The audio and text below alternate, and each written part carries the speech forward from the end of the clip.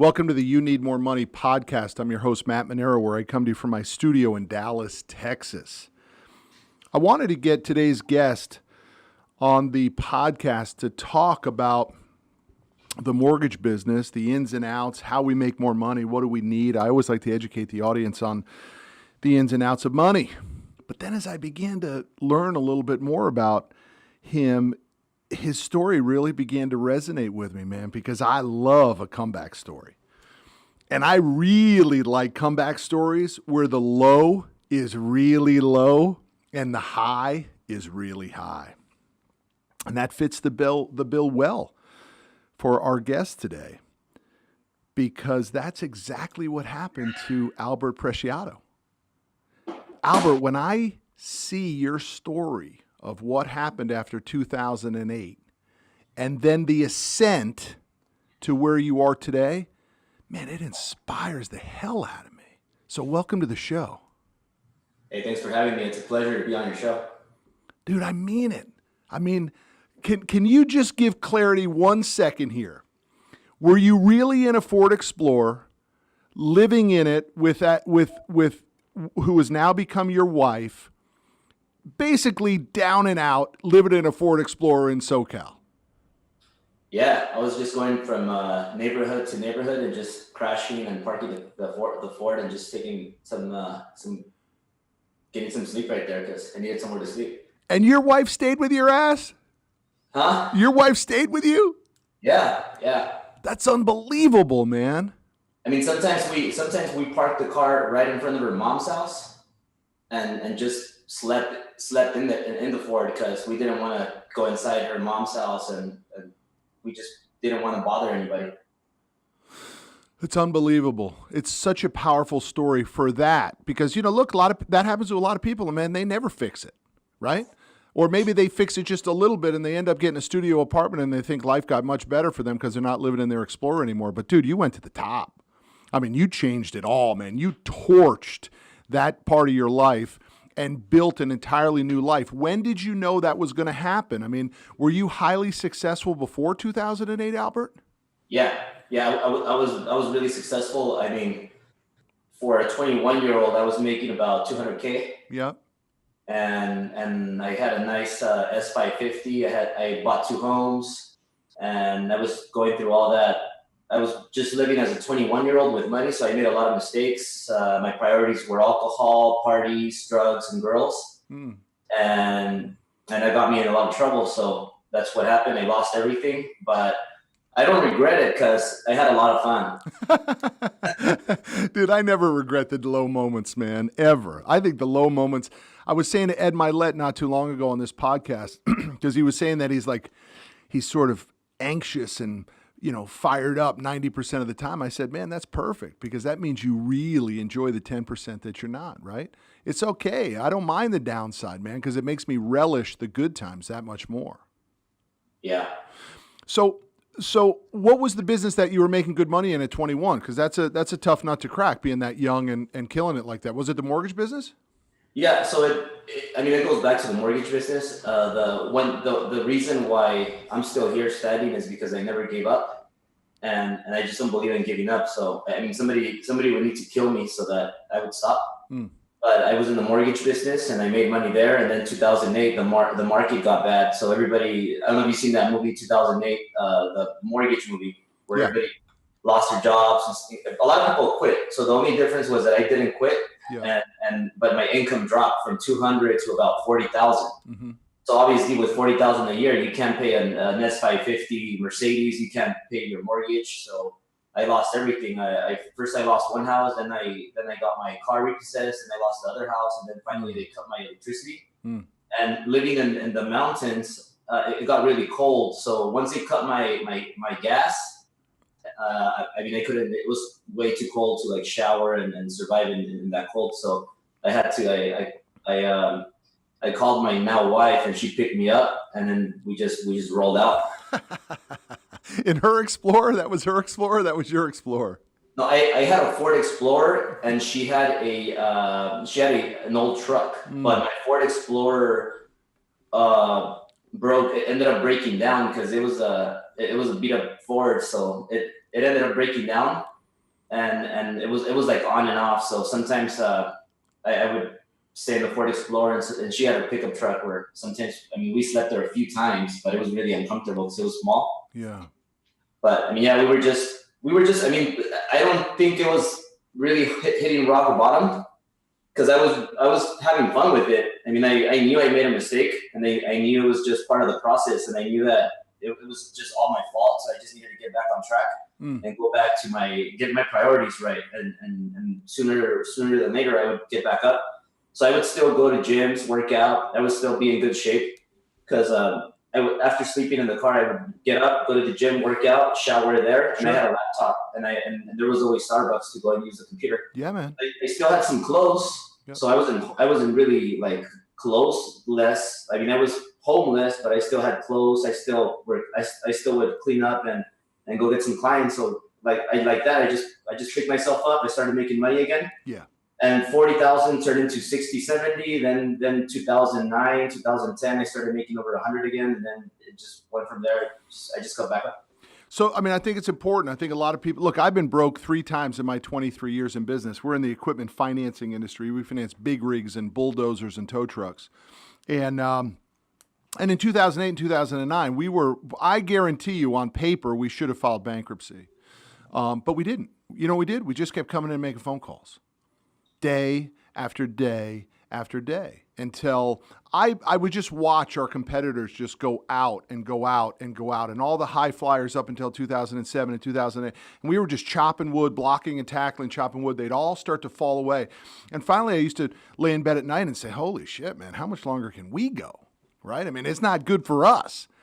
Yeah. And I bet we were 6 months before we really were completely out of cash. And then I remember it, Albert, all of a sudden, by the way, we just kept coming to work, man. Every day, just banging phone calls, just kept coming to work, blocking, tackling, chopping wood. And all of a sudden, I remember the day, it was like the clouds parted, and I'm like, that was the turn. That was it, man. The tide just reversed, and it's coming back in. Now let's freaking crank it. And it was just full steam ahead from there. And I imagine that time frame happened for you, what? That was 2009, where you said, that's all behind me now, and it's only up from here. What was that year for you? Well, 2009 was when everything started getting a little better. Yeah. 2008 was just my hardest year, one of my hardest years ever. And then 2008, 2009, and 2010 were kind of my rebuilding process. Mm-hmm. But I always been the same person. Like I always loved reading. Ever since the age of 19, when I used to be a teacher assistant, I used to read books, and I probably read over 1,000 books. I have 2 mentors, and I probably know just as much as they do about themselves, because I study them from toe to head.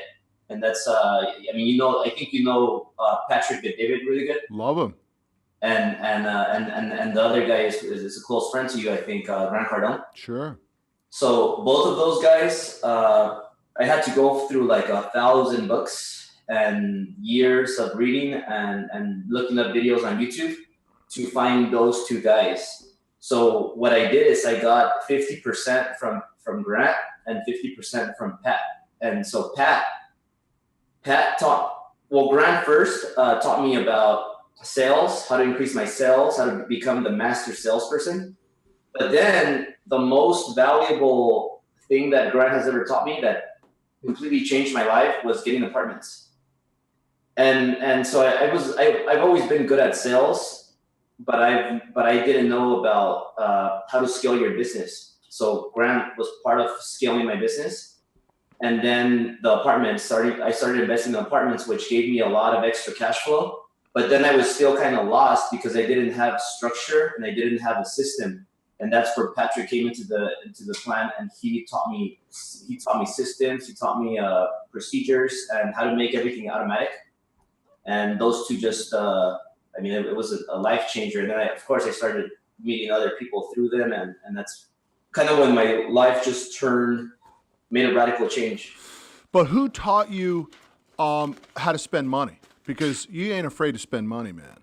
I mean, you got Ferraris, Rollses, the gorgeous place on Sunset. I mean, are you making up for lack in your upbringing, or is it just you just know what makes you happy? Why all the unbelievable luxury items in your life? And I'm not discounting it. It's just different for me. I'm just having fun. Dude, you don't need 2 Ferraris to have fun. You can have just as much fun with one, can't you? One in a Rolls? Yeah, well, you know what? I don't worry about spending. I focus on creating more income. Yeah. Yeah. No, that's a huge takeaway. As long as I can create extra income, an overflow of income, then I don't have to worry about bills or buying things. I don't pay for my cars. Yeah, I know. The marketplace pays for your cars. Yeah. So let's talk about how you created a niche in the mortgage business, because I interview a lot of guys, Albert, who tell me that the mortgage business, regulation-wise, changed so radically in 2008, 2009 that it's hard for guys to make the same amount of income as a mortgage originator or a mortgage broker. So tell me how you were able to develop a niche that turned your mortgage business into this goose that lays this golden egg all the time. Yeah, those are just excuses from people that quit. But to finalize the car thing, the car is actually an asset to me, because in the business that I am, it gives me more credibility. So it helps me market myself. Yeah. And so I don't see it as a liability. And besides having my passive income pay for them, the cars actually make me money because it gives me more credibility, and it's just a marketing strategy. Look, I hear you on it, but it's just hard. It's hard for a lot of people, and to be frank with you, even myself, on certain things. Like, I have no problem pulling the trigger on commercial real estate investments and other investments. That's easy for me. I don't see risk in that. But it's hard for a lot of people to drop the kind of money on rides and stuff. And it just seems like you're so comfortable in doing that I think it's really intriguing and impressive. I know some people would say, oh, you shouldn't do that. I'm intrigued by how comfortable you are at pulling the trigger on those high ticket items. That's hard for me to do. Yeah, I always, like I said, I'm not afraid of spending money because I focus on creating extra income. But everything that I do is I always try to spend as much as I can on stuff that's going to make me more money. So, for example, when I went to the Growth Con last year, I paid the $15,000 ticket because I didn't worry about the $15,000. I was focused on the people that I was going to meet. So I ended up meeting Brad and Sam, and they became really close friends. And now, like, Brad is like now very close to me. So we travel together. We spend time we combine our families and stuff like that. And when you're around these guys, Grant Cardone also, Patrick David, I digged in and kind of like initiated the friendship. So now when you surround yourselves with those people, then you meet other people like yourself, like other people that are doing good in life. So it's contagious. Just like you could hang out with a bunch of losers, they're gonna be contagious and they're gonna bring a lot of losers to your circle. But when you start focusing and creating relationships that are winners, it's gonna be contagious, but it's gonna be a good thing.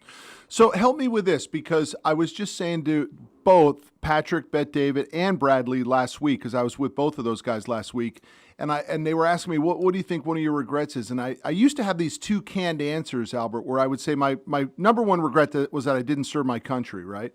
And then my second regret, and I know it sounds so stupid and silly, but my regret was that I didn't go to the Olympics in 1996 in Atlanta, right? They were right here in our backyard. I should have gone and just embraced that experience. And I know that sounds pretty weak, but I'm a pretty patriotic guy, and I missed out on that. But as I get older, I realize that the biggest regret is that I never had a big enough ask. And what I mean by that is, in my relationships with people that have done well or what have you, I never asked them for enough favors. And that has hurt me over time, because now I'm reaping some of those rewards, but I never asked for favors, man. I thought it had to be so hard, and the grind had to be so difficult, and I had to climb every ladder of success. So educate me on this. Help me get better and the audience get better. Once you get introduced to somebody what does Albert do to stay in their lives, right? Because we can all go to the VIP tent at 10X and see people, but how do you come back into their lives and stay relevant to them so that eventually you can enjoy them? Because a lot of those guys don't need more friends. Yeah, I mean, first is taking action. Taking action gets you in front of them, and then stalking them. So I would pay attention to where Brad was heading. I would pay attention to where Grant was heading, and then I would kind of end up in the same area, and they would see me over and over and over again. So then finally they would be like, "Dude, who's this guy?" And then I got sneaky, so I started going through their wives. So because the woman in your life is probably going to be one of the biggest reasons if they're going to like you or not. So then I just started becoming Elena's friend, and then you just go through the wives sometimes, but you just get sneaky and you just appear in front of them the whole time. You send them stuff, send them gifts, comment on all their stuff. Like they just like kind of like when you're trying to convince a girl and she's just playing hard to get, and you just keep showing up, and stalking her until she says yes, and then you just go for the close. Dude, I'm so thankful you just said that, man. That was awesome, because that really is sometimes how it happens. Here's the reality. Like I said, some of those guys don't need more friends. And so you got to prove that you are a worthy, honest, trustworthy, caring, grateful friend. And it usually isn't the second time you meet him. It's like the 8th or 10th time you meet him. Yeah. But back to the business for a second. Have you created a niche in the mortgage business that has allowed you to create this goose that lays the golden egg, or are you a generalist in the mortgage business? Because I believe in the old saying that riches are in niches. Well, the mortgage business, there's a lot of mortgage people out there, but it's just trial and error. Like when I wanted to start a company, nobody wanted to help me. So my old brokers, my old bosses, I asked them for advice, and I asked them, hey, so how do you start? Like what's the first step of opening a company? And nobody, it's as simple as filing the corporation, getting a broker's license, coming up with a company name, filing that, and just getting the licenses, and then just getting an office, which could be your garage, and just start doing business. But I didn't know anything. So I would ask all my previous bosses, and nobody wanted to help me because they were thinking too small. They were just worried about, oh, he's going to turn into our competitor. So I just did it anyways, and I just did it on my own, and made a bunch of phone calls, called the state, called the Department of Real Estate, and asked them questions. They told me the step-by-step process, and I just did it. And then you just did it. But what about the niche, the ability to say this segment of the market? Look, in my industry, there's tons of people that do all kinds of financing. I only do it in 4 industries: trucking, towing, construction, and moving. That's it. If someone wants to buy an exotic car, I don't do it. If somebody wants to buy refrigeration equipment for a restaurant, I don't touch it. I'm just laser focused in these 4. Did you take that stance in the mortgage business, or did you basically say anybody who needs a loan could be a client? I did. So I focused on residential. I focused on 3 types of loans. One is FHA, one is conventional, and the other one is VA. But that was in the beginning. And the number one thing that was the most important part was staying compliant. Because if you don't stay compliant, anybody could come and shut you down. So I just made sure that we were staying compliant and like paid attorneys and paid people that were experts and that could protect us so that we stayed compliant. And many people, they open up a company, but they don't stay compliant and they get shut down by the big dogs. But if you stay compliant and you keep some reserves, if somebody tries to mess with you, you could fight back and beat them. But most people, they don't have reserves, they don't have backup money, they don't have other flows of income. And they don't stay compliant. They just wing it, and they try to make money quick instead of becoming rich for sure. So I just made sure that we were compliant, made sure that we're following the guidelines that the government forced us to do, and that's how I did. And I focused just on that niche: conventional VA loans and FHA loans, which are government loans. Now we're starting to do different type. We're adding more stuff to to our what we offer, right? So now we're offering commercial loans. Now we're offering alternative financing loans. So now we're opening it up and doing more things. But what about the argument of the regulation where a mortgage guy just can't make the same amount of money as they could before the crash? You debunk that. You say that's not accurate. I mean, it's not accurate. If you make about 15,000 a deal, and if you close up 10 deals, that's So you're saying, wow, that's a pretty big spread. I didn't realize there was that kind of scratch in the. If you do 80 loans, you'll make $1 million a month. So I mean, they limited you to 2.75% more or less. Yeah. Loan amounts are 500, 600. That's my average loan amount. Yeah, got it. I mean, it's not. I don't feel limited at all. You just have to do more deals. Yeah, it's just a numbers game. I got it. Totally, I love it. We're just lazy, and they wanted to score home runs on each deal, and you just have to like find a way to overcome that. I get it completely. I totally get it. Now, listen. Let me ask you this question about when I saw you in Las Vegas and through some of your social posts. I mean, you are clearly like doting all over your new baby daughter. I mean, it's like you can just see it's just like a dream come true for you. You know, I mean, I can see it in your eyes and the way you are with her.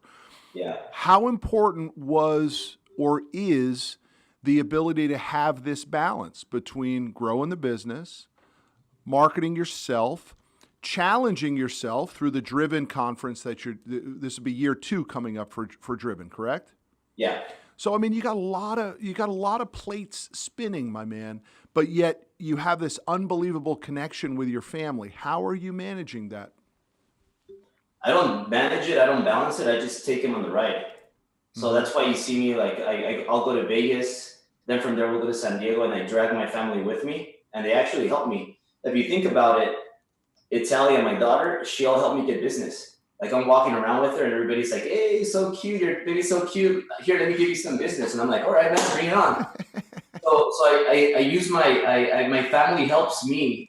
They give me more energy and make me happier, and they just fulfill me with abundance and energy and happiness. So I don't see it as a problem or as a limitation. I see it as adding more power. So like if I have another baby, I'm probably gonna do more because it's just gonna be a reaction to do more. And when I was growing up, people would tell me, "Hey, man, you're making a lot of money because you're single and you're 21 and you're making 200K. That's why you can do that because you have a lot of time. That's why you're in shape." And then they would tell me things like, "Hey, wait till you're married. You'll gain some weight. You'll become fat, and then you have a baby."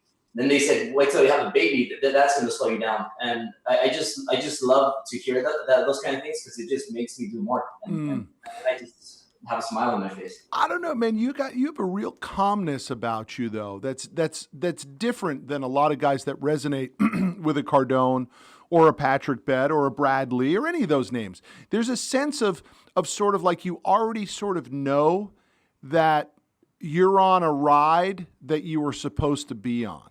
Is there any truth to that statement? I just focus on stuff that I could control. And I don't worry at all. I don't even give a second of thought to stuff that is out of my control.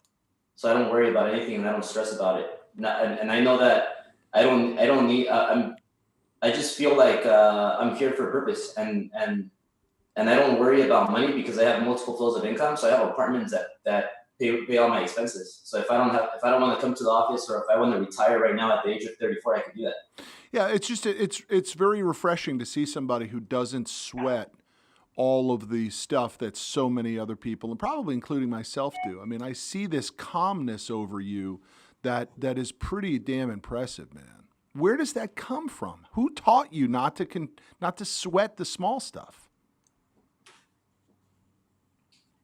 Has it always been like that? I mean, as a kid, did you not sweat the small stuff? I mean, did you have a transformation, or was this is this sort of predestined? This is the way it was always going to be for you.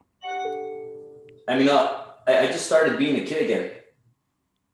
Kids don't fear anything. Kids just commit and take action. And when you grow up, you just build all these insecurities because people close to you tell you, "Hey, you got to be careful with this. You got to be careful with that."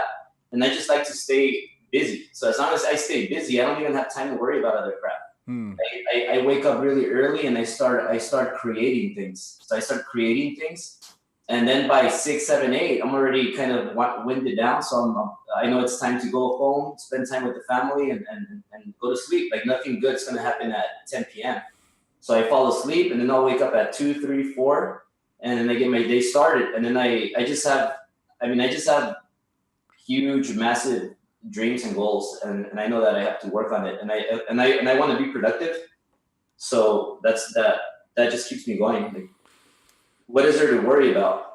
Dude, I'm telling you, you're a powerful guy in that regard. That calmness is extremely powerful. And the way I interpret it is that you always believe that there's a bigger purpose for you, and that you're on the ride that was predestined for you. That's how I take it when I talk to you and when I see you, that you're not fighting against what's supposed to be. You're embracing what's supposed to be, because what's supposed to be you've already been tapped for something. Does that make sense?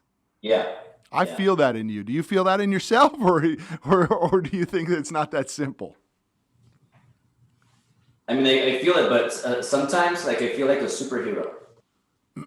Go with that. Tell me what you mean by that. No, that's crazy to say that. I love that. Tell me more. Well, sometimes I have dreams where I'm flying, and then I wake up, and then sometimes I wake up like at 1:30, and I can't go back to sleep.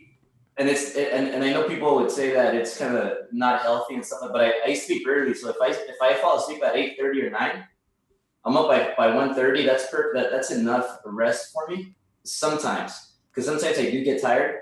But when I wake up at 1:30, I just start. I like at least once or twice a month, I'll wake up and I think I'm a superhero. So it's like 1:30, and I just feel like I'm like a superhero, like Batman or Superman.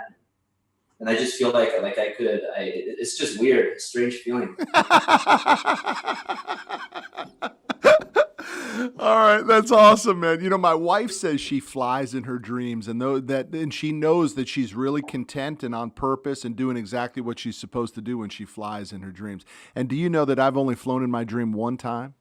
That's it. One time in my life I've only flown. It tells me, man, I'm telling you, I'm the guy that has to push the rock up the hill every moment of every day. And so when I see you, I'm so intrigued by this calmness that you have, right?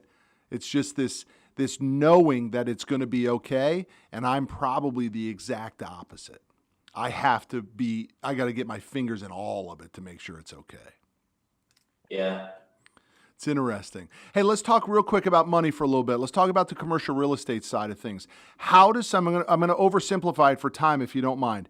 How does somebody find deals in such a competitive environment that actually still makes sense? So I know it's an oversimplified question, but just go with me on that. First you got to find a deal that's in your city, because you don't want, if you're beginning, you don't want to go outside of your comfort zone, because you're not going to know the city. So that's just like kind of skipping. And I don't believe in skipping. So let's say if you live in Dallas, right? Yeah. Yeah. So obviously you don't want to buy a 4-unit property in Dallas, because Dallas is expensive. But what you want to do is you want to go 30 miles away from Dallas, because a 4-unit property, you need to live in it. So it needs to be an owner occupied home. So you find you go 30 miles away, and that's believable, because you'll tell the bank, hey, I'm going to live in one of the units, but it's more affordable if I go to the outskirts. So you'll find a good 4-unit deal there. Right now, you're not going to find the best deals, because right now the market is up, it's high, but you'll still find a deal. Like even getting a bad 4-unit apartment is better than not getting anything. That's an interesting look at it, because there's a lot of people holding off, right? They're stacking and racking cash. They're getting their powder built up for when this thing turns, so they can start to pounce then. And I love what you just said, that getting a unit now, a decent unit now, is better than not getting anything. I love that, man. Because if you think about it, most people are average, and most people just want to become a millionaire. So if you buy a 4-unit property and live in one, because you have to live in one for a while. But in 6 months, they're not forcing you to stay there forever. So in 6 months, you just move out and then just rent all 4 units. Mm-hmm. And the 4 rents are going to pay for your mortgage. So you keep it for 30 years. You buy it for $500. In 30 years, it'll be paid off by the tenants. And that property is probably going to be worth way over $1 million. So now you're a millionaire by accident. Smart, dude. I love that. But let's go bigger on it though, right? I mean, how do we get our hands on the next level up from a 4 unit to maybe a 80 unit, 300 unit?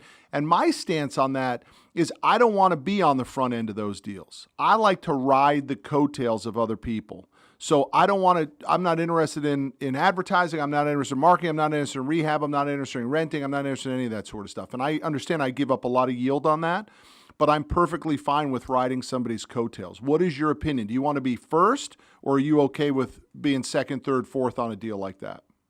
Like having a partner? Yeah.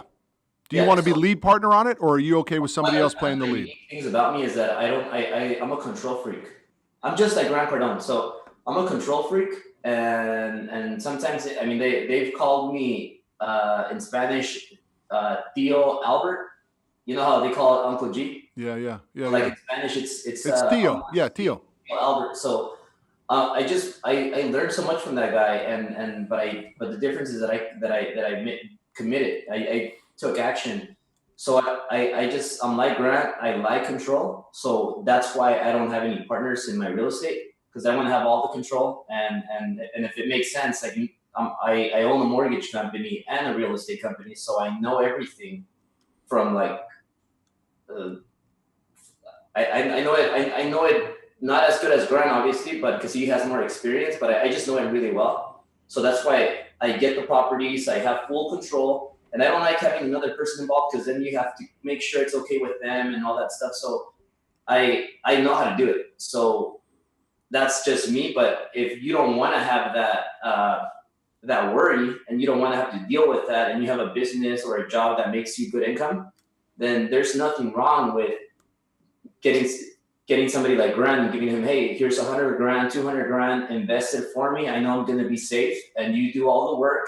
You get rewarded a little extra for the extra work that you're doing, and just cut me a check whenever we make some profits. And so it's just 2 options, and it just depends on what type of person you prefer to be. But I just like control. Yeah. And I'm always the driver. I don't like being the passenger. Like I just like being in control. Yeah, I got it. So you got your own crews that are doing rehabs and all that sort of stuff, or you got a construction manager? How are you managing all of those details? I got a property management company, so you pay them 5% and they take care of everything. They lease the vacancies. They evict tenants if that's necessary, and whenever there's repairs, they just hire a handyman and go fix it. And they just send me my net check at the end of the month. Yeah, I got it. I like that idea, by the way. I really do. I think that's a much better way of doing it. Listen, Albert, we got to hop. It was a pleasure to have you on. I'm grateful to know you. I look forward to getting to know you even more. And I'm going to send you a couple copies of the You Need More Money book as well, because I know you're a voracious reader, and I hope you like it. And if you do, I know that I can trust you. Call me and tell me exactly what you think about it without any bullshit, which is the hardest thing that people never realize, man. 2 things that I know for damn sure. What you're told when you get off the stage after you just spoke will not be true. And what people tell you about your book to your face is not how they feel. First off, most people never read the damn book all the way, right? They read 1 or 2 chapters. Hell, I gave it to my sister. She didn't even get back to me and tell me what she thought about the book, right? Yeah. But I know for sure. I did a TEDx talk not too long ago, and I was sitting in the green room, and they had all the stuff for the speakers and all that stuff. And the first person goes up on stage and bombs. And they come into the green room, and everybody kissed her ass that she did so good. And I said to myself, man, is this how this works? Is this actually what happens? No one's going to tell you the truth? That if you sucked on stage at TEDx, you're going to come back into the green room and everybody's going to tell you how good you did? And from that moment on, I never believed a word that anybody tells me after I do a speech. Because no one really has the guts. And I think that's why Bradley and I have become such good friends, is because I'll go to his speeches. He was in Dallas. I went and saw him. He didn't want me to go see him. I said, I'm coming to see you, and I'm going to critique your speech, right? And I'm the only guy, I think, who will really tell Bradley whether he had a good speech or not. Because I want him to do the same for me, man. I don't want to be bullshitted. I want to get better. I want to constantly improve. So anyway, I don't know why I digressed on that, but I think the same for you. I think if I sent you the book, you'd be kind enough to tell me exactly how you feel, because I know it's a great book. Yeah, definitely. I'll read it, and then let me just share 2 quick things. I'll be in Dallas maybe next week. Killer. So if you're there, I'll send you a message. Fantastic. Love to see you. I'm probably going to be meeting with Pat. Oh, wait a second. I'm next week. Yeah, next week or the next one. I'll text you, and then we'll collaborate. We'll find out a good day. The next week would be better. I'm in Costa Rica next week with the kids. So, okay. Perfect. And then, by the way, if you're in town on the 20th, March 20th, come to my book launch party, because that's when I'm doing my Texas book launch party, March 20th. It's a Tuesday night. March 20th. Okay, that might work. I'm going to leave. I'm actually going to be out of town on probably the 23rd through the 29th. Yeah, I'm gonna go celebrate we're gonna take a family trip for my birthday. Killer. And I think the Lee family might join us. Nice. Yeah, sweet. What's the second thing, Albert? You said you had one other thing. So the second thing is so some people could understand me, because some people don't know a lot about me, everything. So the reason why I'm kind of crazy and I do a lot of crazy things is because I'm 34. So like I'm probably close to Grant's, like I'm half Grant's age, and a lot of these other people are like, they're a lot older than me. So what I want to do is I just want to go all out, and I want to enjoy life when I'm young. So that's why I get the Ferraris, the Rollses, and that's why I'm not scared of spending, because I know I could create extra income. But I want to enjoy everything when I'm young, when I could like sprint, carry my daughter, and have so much energy. I want to take advantage of my energy right now. I don't want to wait and live on a budget and then wait till I'm 60 or 50 to be like, okay, now it's time to enjoy it. Because you know what? You never know if you're going to be alive tomorrow, or if your body's going to be working when you're 10 years older. So, I mean, that's why I do what I do. And then I'm just, like I said in the beginning, I'm just living my life. I'm just enjoying life. Dude, I hear you, and I see it. It's one thing to live, sporadically or carefree. I see you living with absolute purpose. I can totally see it in your personality. The purpose of being there for your wife and for your children and for your employees and for other people and for your friends, dude. I mean, you're on the right path, dude. You're on the mission path. It's clear as a bell to me, dude. And I met so many people who are not, dude. I see it. Let's talk about Driven for a second, though. What's the purpose of Driven? Why are you putting on these events? So many people say there's like no money in those events. Why are you doing those events? I mean, three things. Number one is to help people. You're right. I mean, you don't make a ton of money on those events, but the people that you could reach, all those people that you could help, the more you give, the more you get. So every time I do the first event, nobody knew me back then. Like I went to the Growth Con, and then Grant put my info on the bulletin, and everybody saw me. But then nobody really knew me, but they started to know me more when Grant did that. And I mean, I took a risk, because I told Jared, hey, put my stuff up, and he's like, we can't do that, no. And I'm like, dude, I'll pay you. And he's like, no, but it's not about that. We can't do that. And I said, dude, how much money do you want? I'll give you 15 G's. It's like 15 G's. All right, let me see what we could do. And then I gave him 15 G's. I didn't worry about 15 G's. I worried about how many people I could reach out to. So then a lot of people got to know me. And then I said, you know what? Whenever I see something that works, I copy it. So I saw the 10X Growth Con worked. So I said, you know what? I'm going to put out my own event. Because I asked many people that put events together. I asked them, hey, let me speak on stage. So I always wanted to speak on stage, and nobody gave me the opportunity. So I said, you know what? I'll make my own event. So I self-funded it, and I made my own event. And and one of my dreams came true, which is to speak in front of people and inspire them. So I put my own event together. I got the people that I wanted to speak, and I had control, and I reached out to a lot of people. A lot of people were inspired. A lot of people got to know me, and it just feels good when you do things like that, where you give and you help people. And then I'll tell you what, after the event, I didn't make money in the event, but what came after that, I probably made 10 times more income, just because as a result of the results of the event that they created. Dude, it's such an important lesson. I mean, I think the way you crafted it today was awesome, and people are going to learn from that. But you got the driven coming up again. You decided to do it again. Why? You want to continue to multiply and multiply and multiply. Your stance is, even if it's a break-even event for you, it's not a break-even event. It's a break-even event, the event, but all of the residual income is a tremendous profit center for you. Yeah, it is. I mean, I don't think this event I'll break even. I think it'll be profitable, but that's not my priority. My priority is just what I said, helping people, reaching out to people. And we have a few things that we're launching at the event. Yeah. And it's going to be an event that we do every year. It's more of a mortgage guy event. Sure. So your clients like to go to it. Your vendors like to go to it. I mean, people that you do business in that space like to come to it. I mean, and you did it at the Ritz last time. So it's a first-class event. Where is it this year? It's going to be in LA, something similar, but it's not going to be the Ritz. It's going to be a different hotel. I'm going to try something different.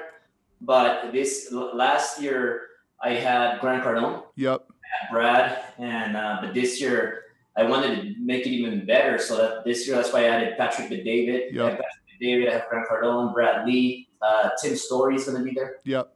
And we're announcing more speakers, but it's a one-day event. And my purpose for that is because when I go to a lot of seminars, and sometimes it's a 4-day event, 3-day event, and like you said, some speakers suck. So when you go to events like that, there's like 2 speakers or 2 or 3 that you want to listen to, but other than that, you don't want to be sitting there from 8 a.m. till 6 p.m. sitting in the chair taking notes, because you don't want to take notes from everybody. You want to be out and you want to meet people, you want to network. But I mean, that's the reason why we make it a one-day event, and it's just powerful. And those are the people that made a difference in my life. So that's a formula that works. I love it. I want to be part of it, dude. I'd like to, I want to know exactly what it is, and I want to be out there, and I want to help drive as much traffic to it as I possibly can. I love the sound of that thing. And I really love the one day, because I don't want to do it for 3 or 4 days in a row, dude. It's too much for me. I want to go in and get consumed by it, and then want to go back and put it to action. I don't need 3-4 days of it. It's too much. That's the exact way I think. Like, you want to go there, get all the knowledge, that's it. Hang out for a day, and then get back to work. Dude, I'm only looking for one idea out of those things anyway. So I don't need 6-8 different potential concepts. Like to tell you the truth, the biggest idea I got out of the 10X GrowthCon in Vegas was from Grant's brother Gary, right? Yeah. Which was the fear of what's coming that we don't know. And dude, I love feeling like that. And I think Gary Cardone has that vision almost better than anybody who was on that stage. He's a smart son of a gun. Well, one of my things that I live by is my fear of not succeeding is bigger than death. So like I'm just more scared of not succeeding than dying. There you I go. don't want to die and not leave a legacy, not leave something where I changed the world. Like, I want to be remembered when my body's not here that, hey, Albert was a world changer. Dude, that's awesome. That's so dude, I'm telling you, I don't know if anybody's told you this shit before, but I saw it in you the very first moment I met you. I said, this guy has a calmness that only happens when a person is predestined for greatness. And I'm not talking greatness from action. I'm talking greatness from, this guy is tapped by some force to do things bigger than himself. It's different than what a lot of people might be tapped for. And I hope I'm explaining it properly, but I saw it the minute I met you, and I said, this guy has a aura of him that says, I don't have to force it because I was destined for this. Yeah, thank you. Well, I really appreciate your words. It means a lot, and I mean, I know you're a really successful person, and I have nothing but mad respect for you. Well, thanks, buddy. I appreciate you. I look forward to getting to know you more, and I appreciate the being on the show today, dude. It was great. I learned from you. I appreciate that. Thank you, and send me the books. I'll read it in a week, and I'll let you know what I think about it. I'll be honest with you. That's awesome, buddy. I appreciate you, Albert. Have a good day, buddy. All right. Thank you, Matt. Thank you, too. Bye.